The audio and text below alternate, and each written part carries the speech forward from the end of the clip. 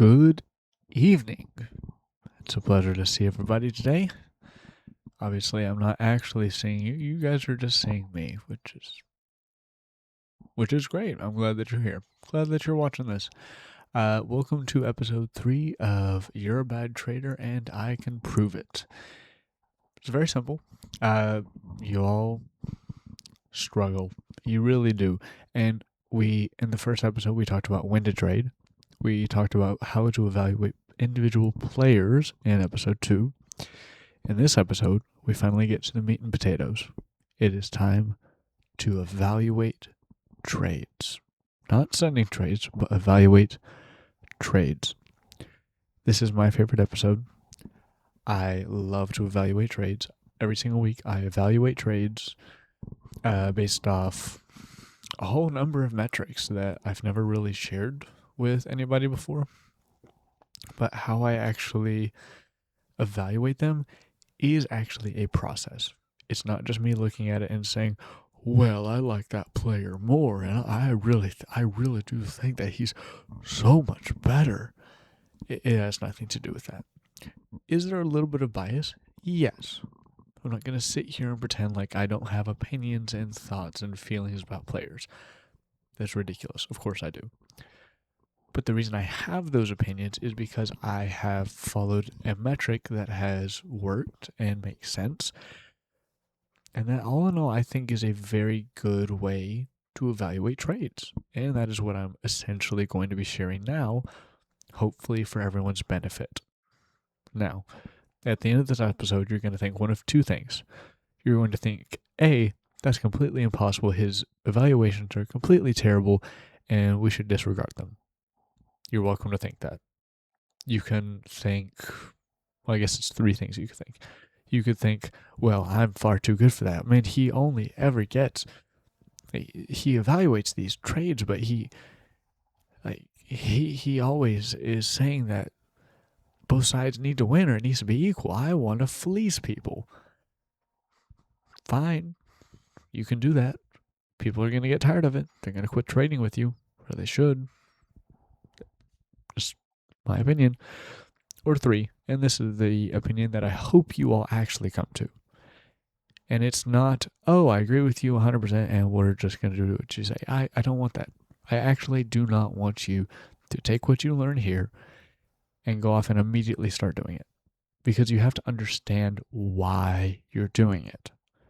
It has nothing to do with making fair trades and being good for the state of the league. Who cares? This is about learning how to evaluate trades. Nothing more, nothing less. Learn, grow. If you agree, great. This is, in my humble opinion, the right way to do it. You can look at me and you can say, I disagree with you.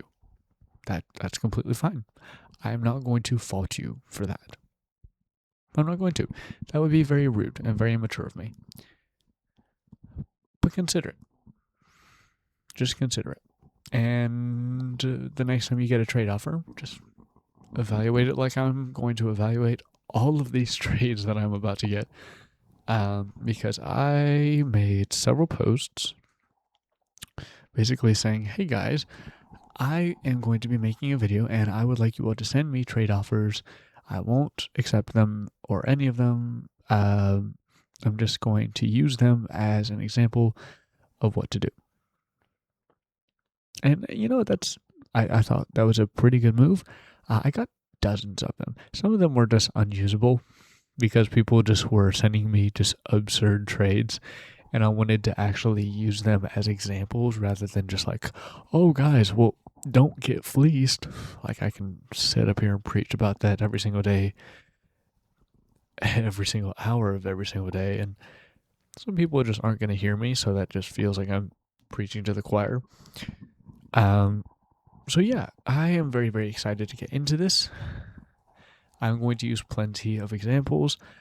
We're going to have a segment in this episode where I exclusively just go through trades and talk about why it's bad, because I think people look at a trade sometimes and they're like, oh my gosh, that's so bad. Why on earth would you do that? but it's actually completely fine and you're just reading your own bias into it. You might not like the trade, but that doesn't mean it's not a fair trade. Because, and let's just go ahead and go into it because this actually is good segue. A lot of people have personal bias when they look at a trade. They look at a trade and they say, well, I don't like that trade because I don't think they got equivalent value. People need to understand value is not determined on the best players on one side, the worst players on the other, and calling it unfair. Because that is not counting potential, it's not counting age, it's not counting if the team that's trading for the assets is a win now team or if it's a build for the future team. People need to understand it is okay to lose a trade for the sake of benefiting your team. I just saw a trade. Somebody was trading Julius Randle in another league, and I think they gave up a little bit younger of a player who was probably going to be better long term. But Julius Randle is a heck of a player. Regular season, he's a beast. There's no reason not to have him on your team, especially if you're contending. But everybody was making fun of him, saying, "Oh, that was such a bad trade. Why would you do that?" Because he's contending. It was a good trade for him because a lot of people think, oh, I need to trade for value, or I need to trade to upgrade and upgrade and upgrade and upgrade and upgrade. It's obnoxious, first off. Don't do that. It makes you an obnoxious person if you're constantly trying to upgrade your roster, constantly trying to fleece people, constantly. Just don't do that. Nobody likes that. Instead, build a team that makes sense. And sometimes it's okay to lose a trade to get a piece that makes more sense. And we're going to see a couple of those trades here. Some of them are just really bad. A lot of them are underpays. A lot of them are. So I'm going to talk about them as best I can in an instructive manner because I really want to make sure people understand what to do and what not to do. So let's just go ahead and get into it. And I'm going to do my best to just kind of explain why each trade is bad or good or equal. Because people have such a funny idea about trades that there's always a winner. Like there's a winner and a loser. But that's not actually the case. What really should happen in every trade is there should be two winners. Because you should be, and it doesn't have to be equal assets. I'm going to show you guys 3 trades of my own, 2 of my greatest trades, in my humble opinion, and 1 of my worst trades.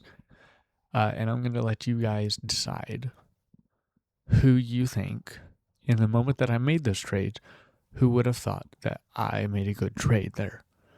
Because a lot of people, when I made the 2 trades that I made, were clowning me because they were saying that I made terrible trades. But they ultimately turned out to be my greatest trade ever. But we'll get to that at the very end. So let's go ahead and transfer over.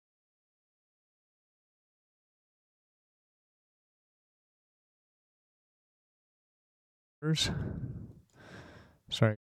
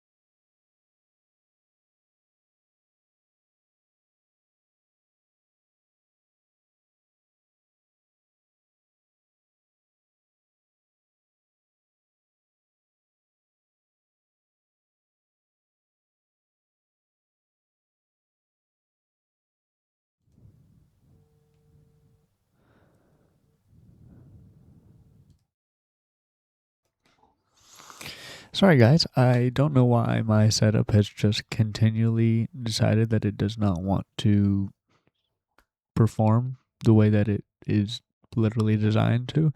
One day I'm going to figure all of those kinks out so that my audio doesn't just randomly cut out. So sorry about that. So let me start again from where I was when I was talking about the trade. I'll read off the trade and then I'm going to evaluate it just like I would expect all of you all to. That's that in a nutshell, and then let's go ahead and start. So I would be receiving Karl-Anthony Towns, 2.07, a first from Mikey, and 27 and 28, and I would be receiving Desmond Bane, or I would be sending Desmond Bane and 1.03. Now, before I have to say anything else, obviously all of these trades are fake. I am not actually going to accept or decline any of these. Now, this is not a good trade. And I will give you a few reasons why it's not a good trade. The first being the number of players that I would be sending off. I would be sending off Desmond Bane and the projected Darren Peterson or Cam Boozer. That's most likely who's going to be drafted at 1.03. The reason that matters is because my team is built more in this moment specifically, to have that player. It's built for Desmond Bane and it's built to have Cam Boozer. So it's not a good move for me to get a center and then 2 first-round picks.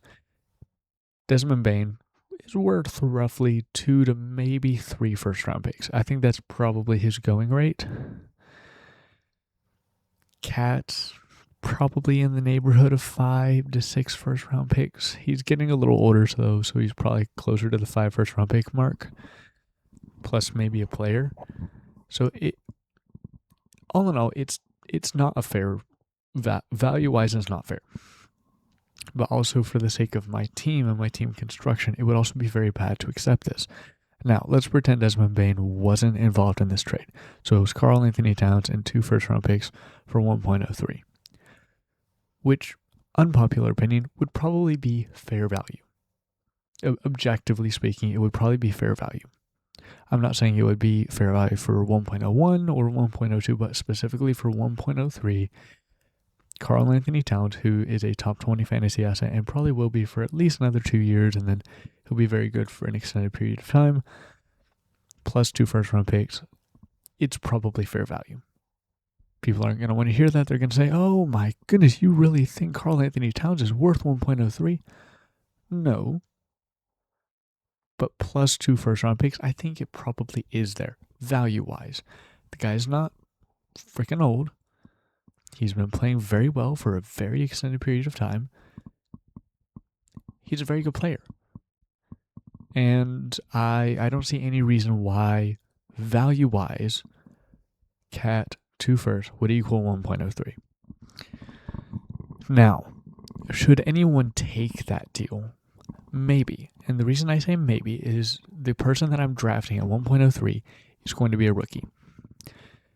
Immediate production is never guaranteed for a rookie. Karl-Anthony Towns is going to start for the Knicks, and he's probably going to start every single game that he plays for them for the next 5 years, at least. That is very, very nice. And in the event that I am wanting to contend, but I just happen to get lucky and I have 1.03, what do I do with it? Because I don't need 1.03. I don't need to develop a rookie. I need to win. Karl-Anthony Towns and 2 first-round picks to go move for another guy, like 2 first-round picks could maybe get me a guy like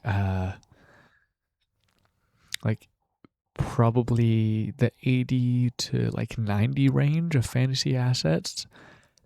That's a really good player that would very much contend to, that would be saying Andrew Nembhard and Karl-Anthony Towns for 1.03, because that's realistically what you could probably get for 2 first-round picks. That's a contending package. People are going to say contending package is that, and then every single guy that's in the 1 to 200 range on your team must go with.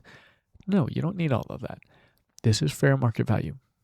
Would I ever accept this? No, because my team is built specifically for a young rookie with insane upside. That's who I want to draft. This is what my team needs. Other teams might look at this like if Josh had 1.02 and was offered Karl-Anthony Towns and 2 firsts. It's my opinion he should probably take that because he's also a contending team. He's got the depth. He's got the talent.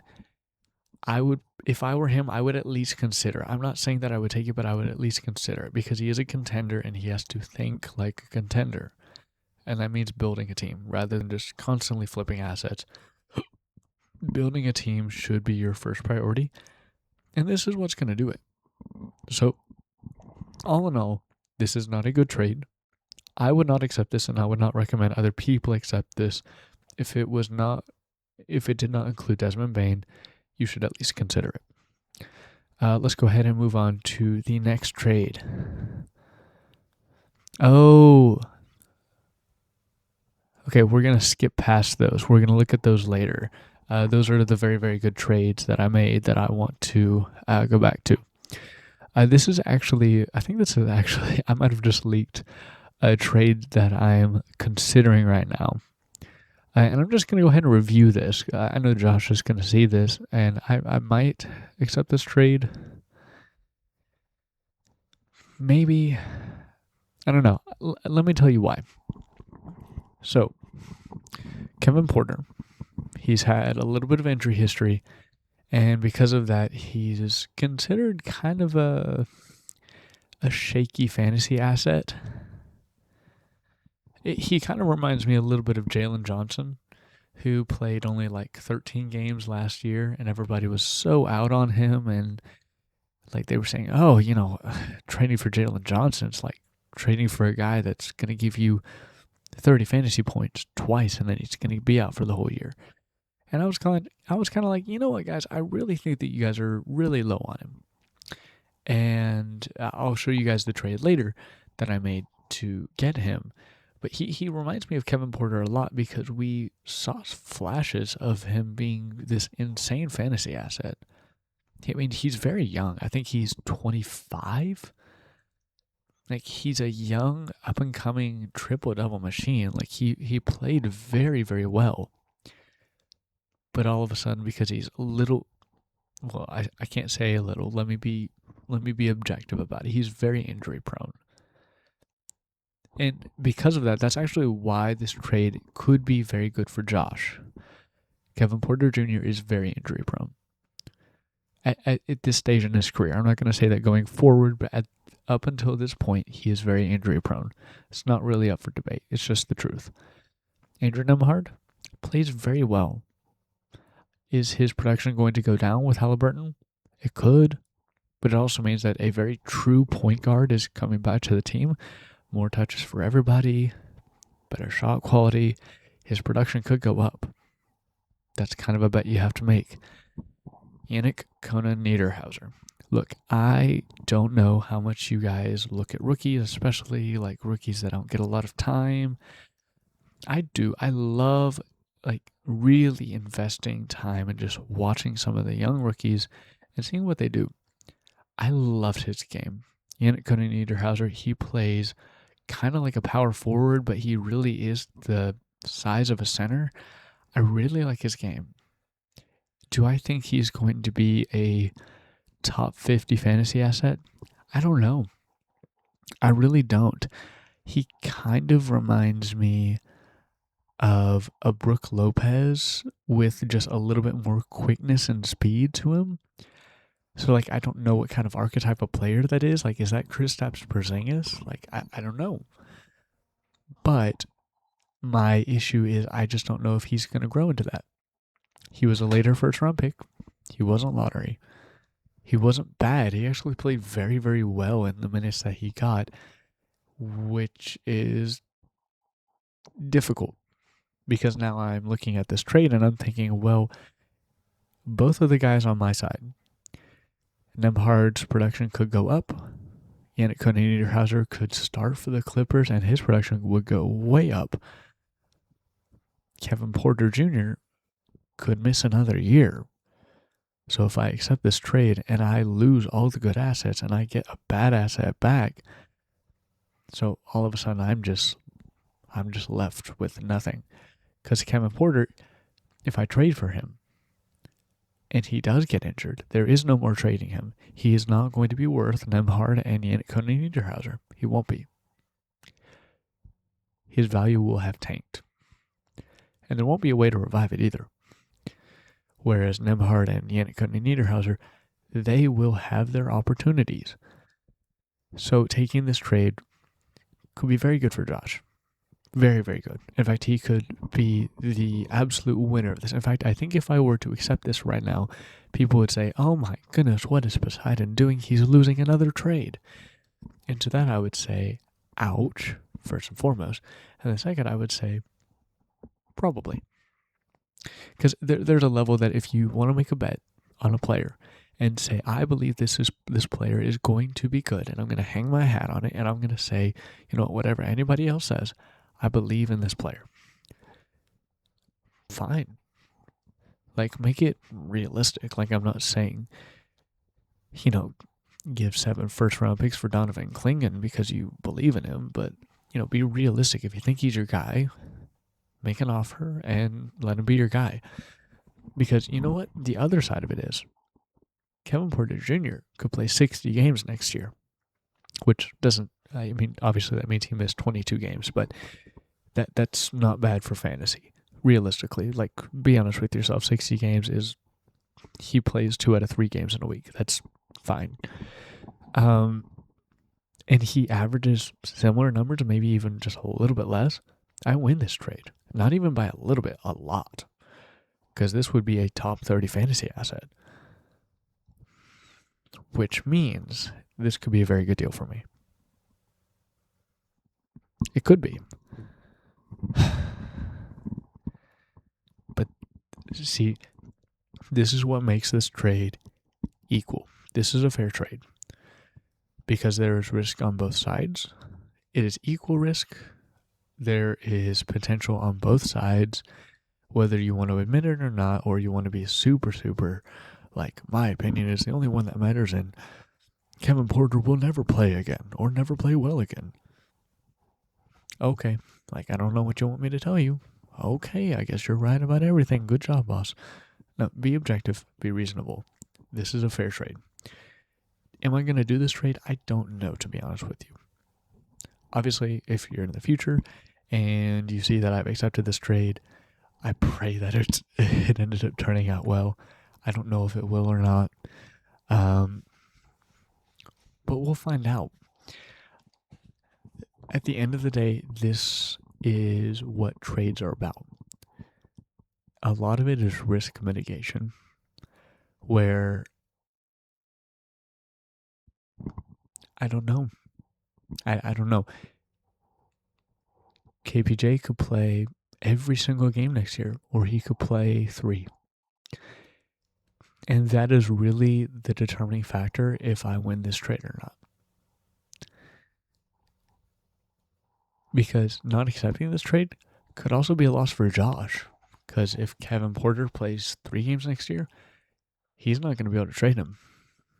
If he plays 80 games next year, all of a sudden, he's probably a title contender. Like a really good title contender. So, a little bit scary, a little bit up in the air about what that looks like. But this is a great example of risk on both sides, and it's equal.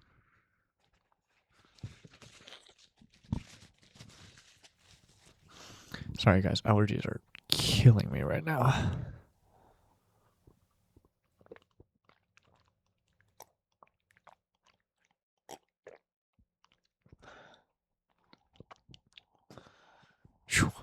All right, talking so much, my voice is starting to go. Let's keep going. Did I miss one? No. Okay.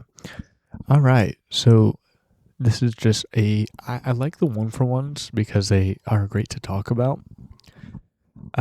So we got Drew Holiday for Noah Penda. I mean, it's a bad trade. It's a bad trade. The reason being is Noah Penda is not anywhere close to Drew Holiday's value.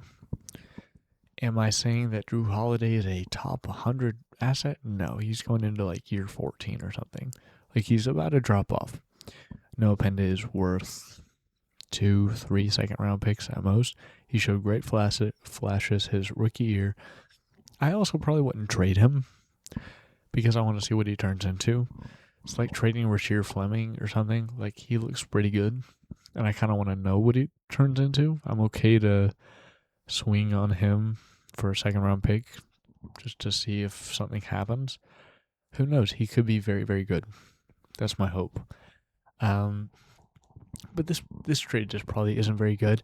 Now, I would definitely accept this if I was a title contender and I was really just trying to get like that last piece. I'm not saying it has to be like a Noah Penda player for Drew Holiday, but maybe like an Alex Caruso for Drew Holiday. Someone else gets a little bit younger and gives you a better contending piece, something like that. I think that's probably pretty fair. Or you could go the inverse, where say I have Drew Holiday and I'm sending him away for like a Noah Penda and like a first or something like that, where I'm a contender and I realize that I'm about to leave the contending stage, and if I don't make trades now, all my players are going to be super duper bad. So now's the time to ship all of my bad players off and get some young talent in the door. Noah Penda, Rasheer Fleming, maybe a rookie or two. Like, maybe you could see like Yannick Conan Niederhauser or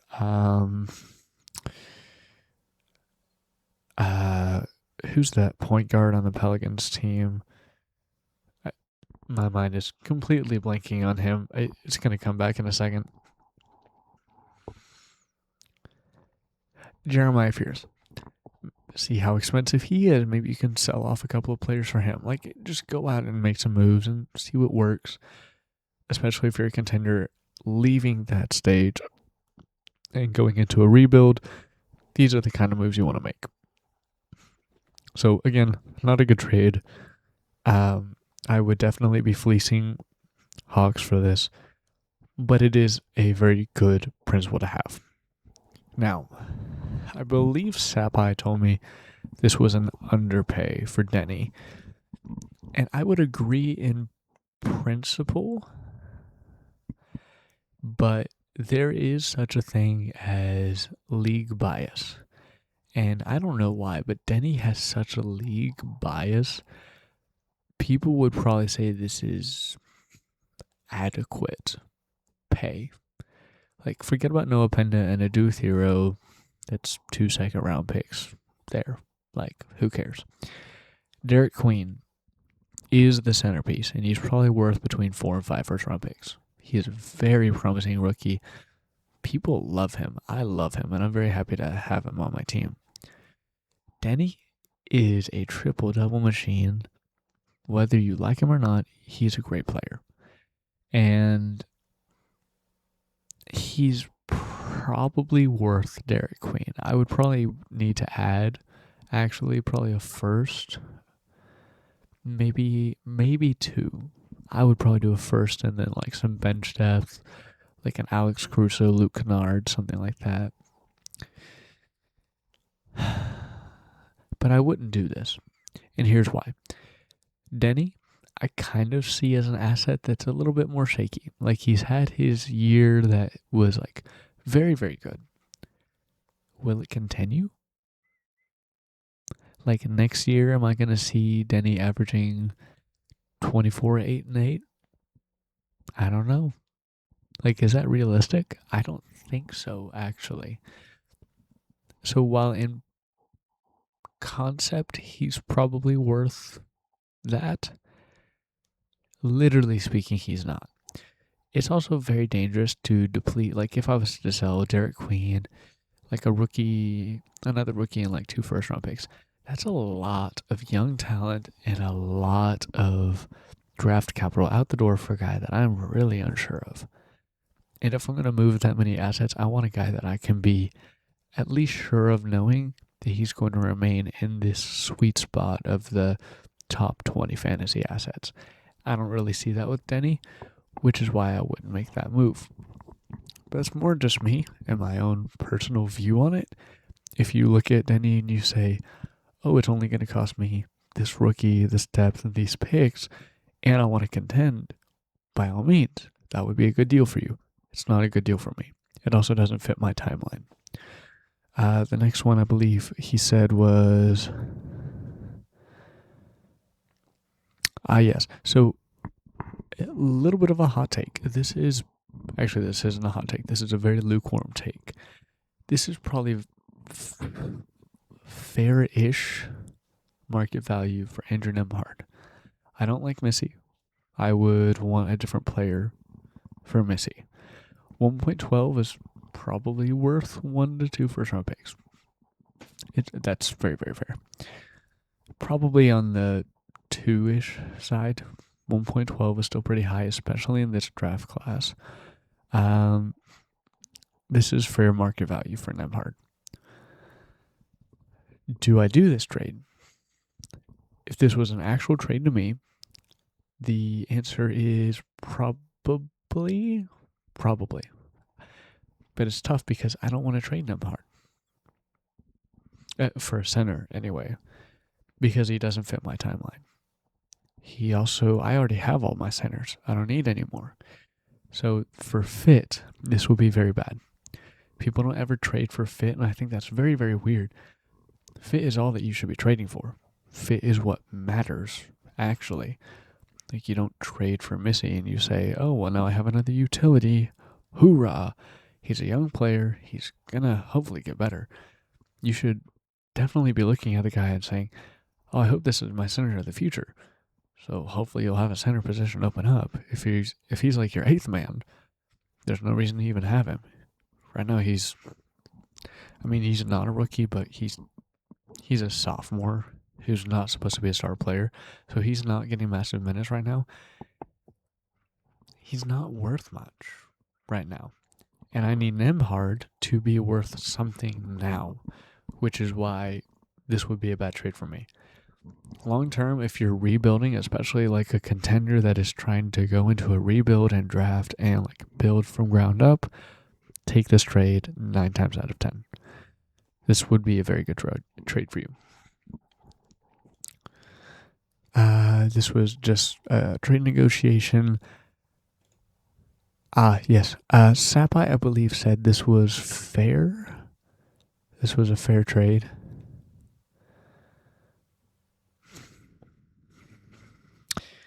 No. And I'll tell you why.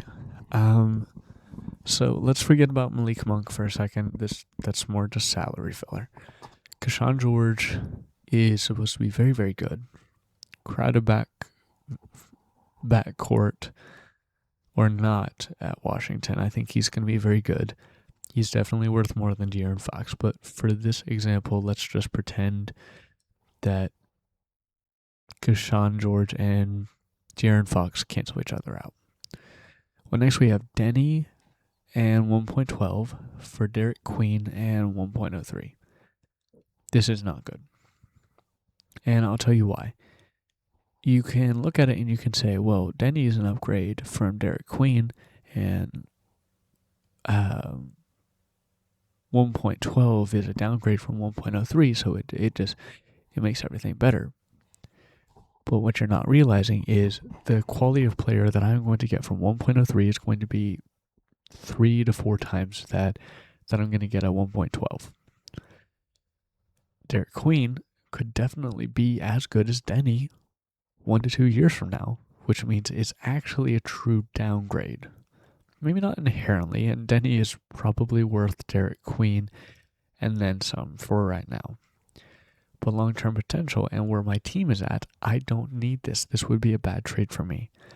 This whole trade is already bad because it gives up all of my young talent for a core that De'Aaron Fox is getting older. Then he has so many question marks around him. 1.12. Who am I even drafting? Is like Braden Burry's falling that low? Yaxel?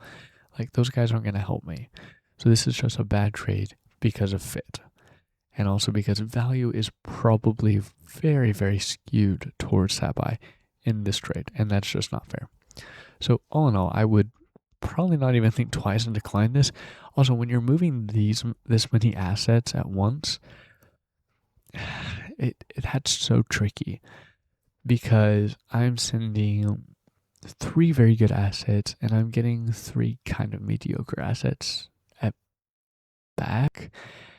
Danny's clearly the best asset there, but he doesn't cover Fox or 1.12, and I just kind of don't see that. So all in all, I think that's just probably a bad trade.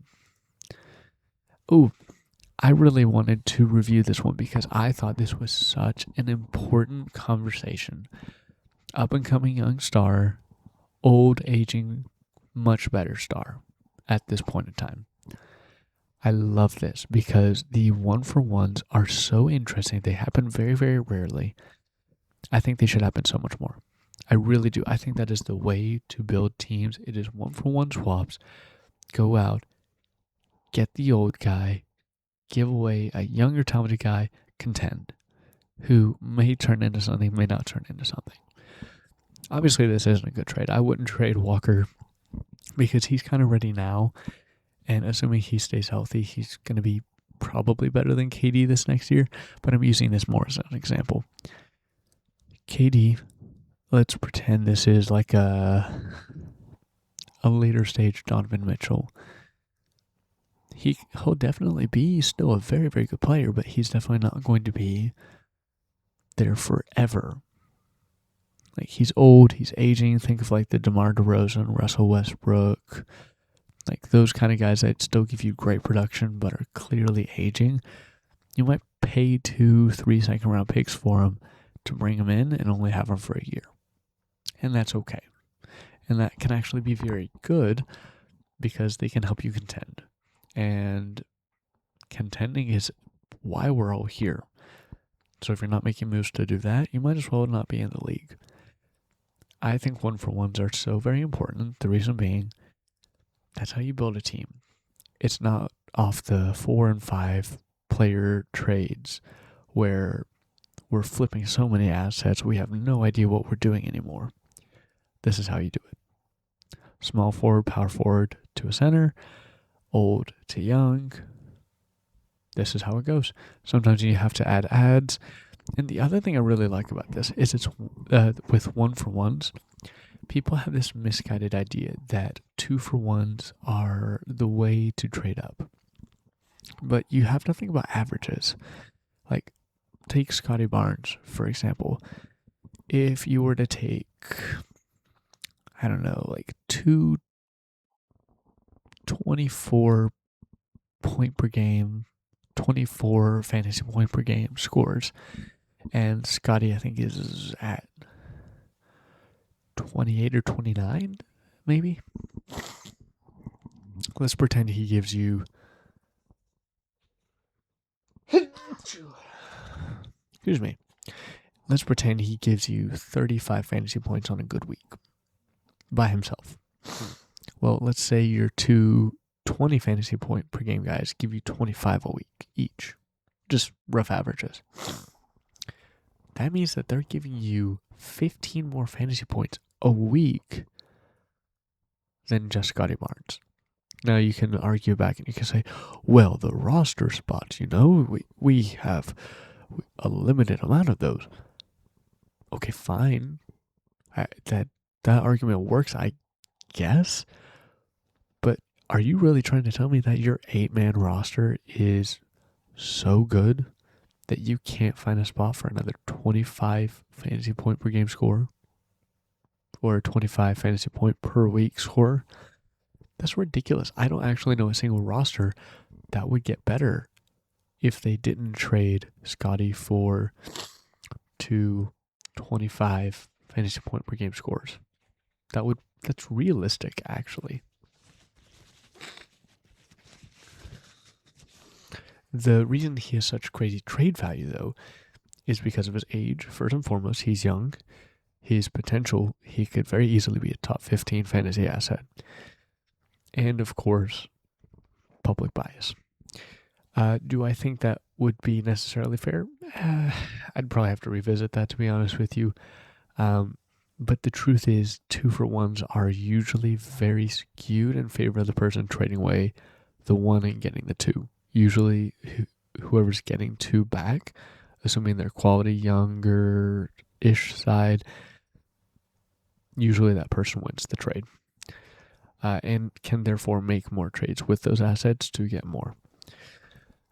So all in all, be mindful of 1-for-1s and definitely try to stay away from 2-for-1s. Ooh, I really, really liked this trade. Not so much because I would actually do this trade, but if I was a contender, and all of my guys were middle-aged, and I was like, this is my year, and I just randomly got 1.03, I would probably do this trade. Because I had a older star in James Harden. He's still a top 20 fantasy asset. Pascal Siakam, top 40, and 1.11, which I could probably flip for something else. Yeah, I would do this. Is this good value? It's probably fair for both sides, actually. It's probably fair because of aging stars and how valuable 1.03 is this year. I think this is probably a good trade. I actually think Coop might need a little more back. Maybe, but probably just more like a player.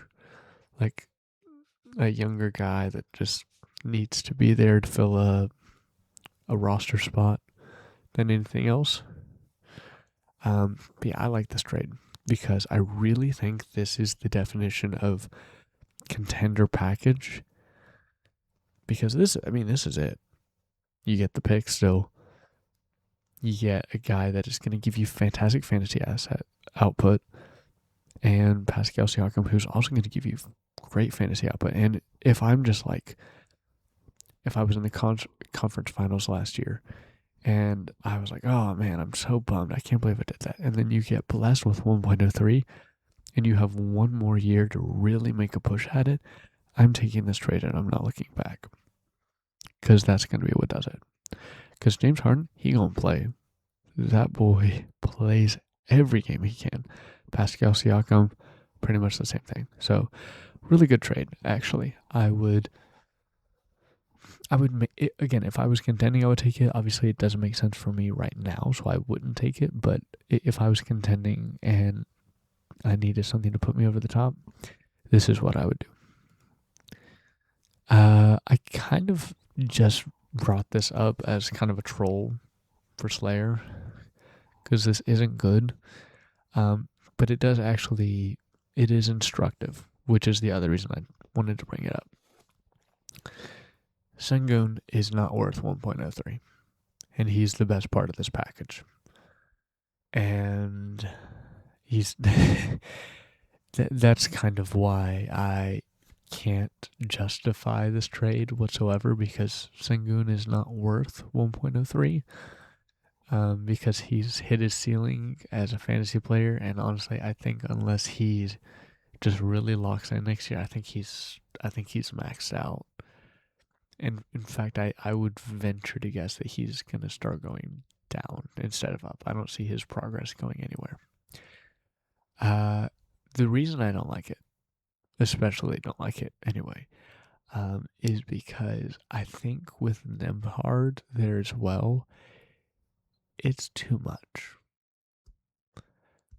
And with as much assets as he's throwing, you get this a lot of times when people are trying to get a trade done and they want a little more value, or a little more value, or a little more value. And so you start adding Dieng, and then a Holland, and then 1.8, and then 2.30, and then another second, and then a first. And they're just never happy. So you're trying to make the trade, and you're trying to evaluate it, but you can't really feel fair about it because eventually they feel like they're adding too much, and then they throw a player on your side, and then you're like, whoa, I don't want to put a player on that side. And then they say, well, I'm going to keep that player in there unless you take away the first on my side. And then you get locked in this stalemate. This is more for the how to negotiate trades video that I'm going to do later on episode 4 of You're a Bad Trader and I Can Prove It, but it kind of is relevant here because this is kind of the trade that you end up seeing, where it's like I added 1.18 and he was like, well, I guess I have to have Nemhard now. And I'm thinking, whoa, no, we haven't even addressed 1.03 yet. Now you're trying to get more value from me for a player that I don't think is even more valuable than 1.03? Yeah, I don't think that's going to happen.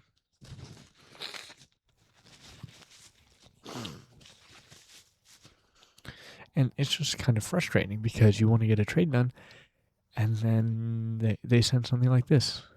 And you were so close. And then Nemhard. And now it's just not going to work. And this is where giving up too much and not getting enough back is just a killer. So don't do that. I also really liked this trade, and I kind of don't know if I would do this trade. Like, I'm kind of just evaluating this as I go. This trade specifically, because I saw them all earlier, and like I was preparing my opinions on them, and this one kind of caught my attention because it's kind of real. Like this is moderately equivalent value, assuming you think Walker Kessler is a true top 20 fantasy asset, which a lot of people don't, and I think that mostly comes from a misunderstanding of what his injury actually was, which was something that was unaddressed for several years and has not been addressed, and he's just not playing through it anymore, which is actually a very good thing because it means that he's probably going to be a better player for future, or at least that's the way I read it. You can kind of read it however you want to. It's not going to bother me. Assuming you agree with me that he's a top 20 fantasy asset, Keshawn George sits right around the 90 fantasy asset range. Scotty, like 17, I think. Anthony Black sitting just over 100.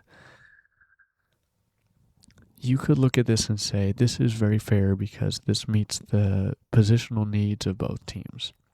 I would look at this and I would actually say, I think I need to add something. Well, Poseidon, what do you mean? You would add something? You don't think this is fair? You're getting everything that you want. Yes, I am. But Anthony Black is not as good as Keshawn George by a pretty significant margin. We saw that early in the year when Keshawn George was being a top 20 fantasy asset, which he can very clearly get back to. He's kind of a fake 90. He's really more like a probably 30 to 40. Anthony Black is not going to hit that. That's not his ceiling.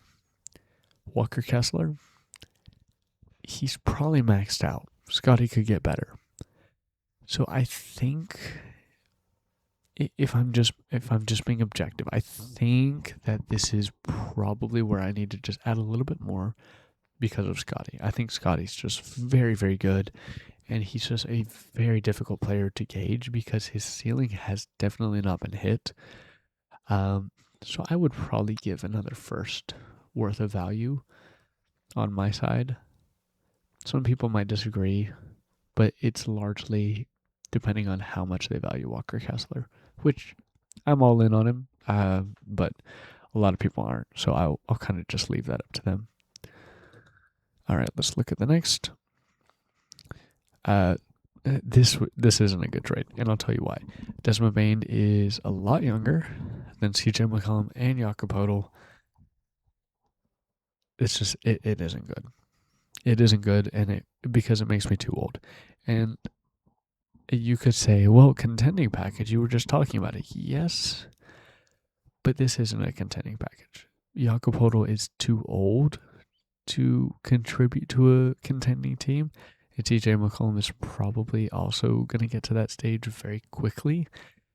And Desmond Bane is a killer too. And he's young, and I don't see any reason to not have him, as he's already developed into a long-term starter. So I think for me, this would definitely be a no. Oh yeah, this was the initial Slayer trade, and I told him it was too bad to be featured, and then I accidentally showed it. But I'll show you Alperen Sengun, Jalen Tyson 1.18 for 1.03, and Walker Kessler. Again, 1.03 is more valuable than Sengun, and 1.18 in Jalen Tyson does not equal Walker Kessler, so it's not fair.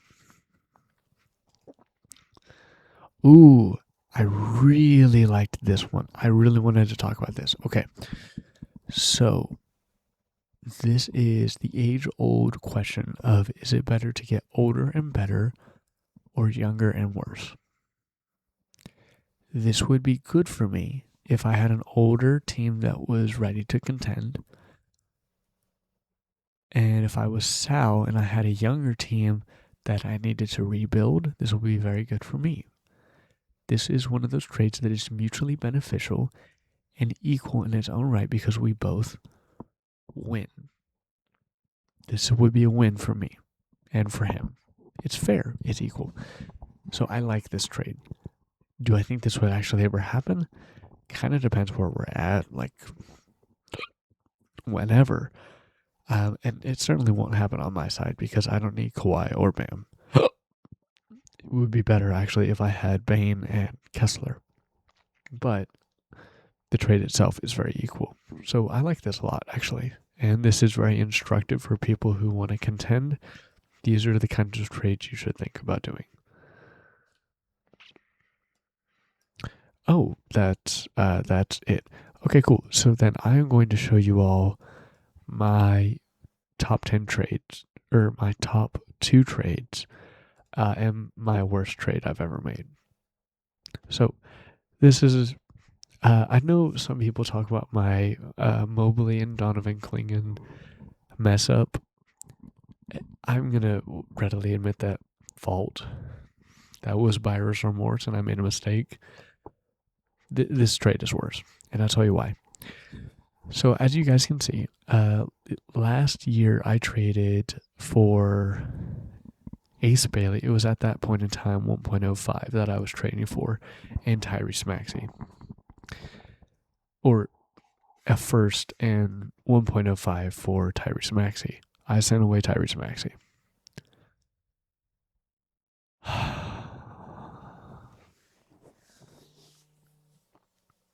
Actually, if I remember correctly, this pick was 1.02 at the time because Ace Bailey was drafted at 1.02, which kind of crazy looking back that Con Kneppel was on the board, and so was Dylan Harper, and so was VJ Edgecombe, and passed on all of those to get Ace, which is kind of funny looking at it now.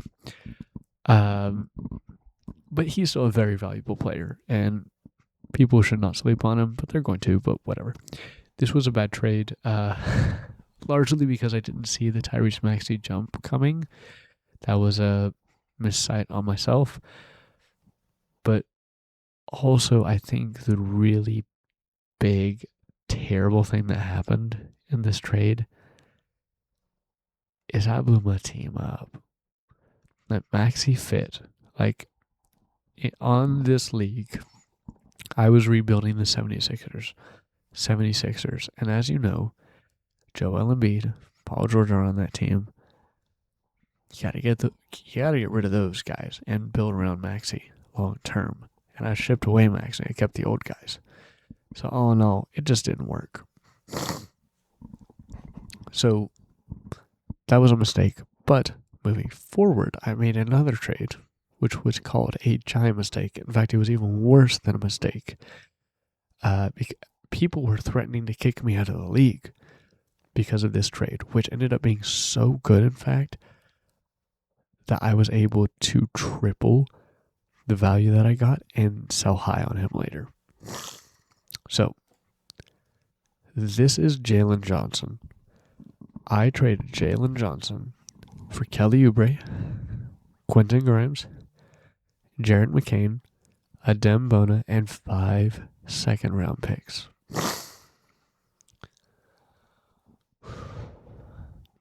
number 4 in fantasy output this year. People said I was crazy. He's too injury prone. He's never gonna get to that next level. He's not a good player. All right. For me, I believed in him. And I talked about this a little bit earlier, that sometimes when you believe in your guy, that's better than all of this weird valuations and stuff. Like sometimes you just go get your guy. I believed in this guy.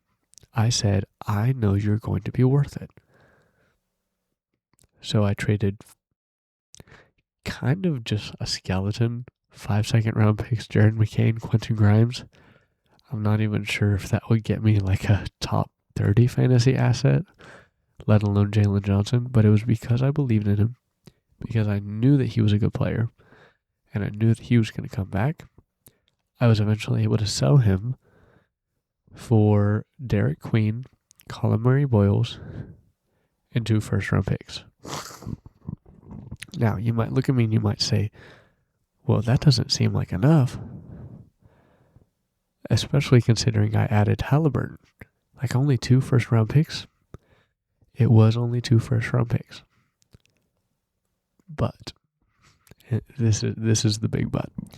I also, before the draft, I made this trade because of 2 reasons. One, I believe Tyrese Halliburton is going to come back, but he's not going to be anywhere close to where he was, at least for the foreseeable future. Jalen Johnson, I believe in him. Long term, I believe in him. But I also know to build a team, I have to have multiple assets, and I just don't have them. So I had to sell him to get those assets.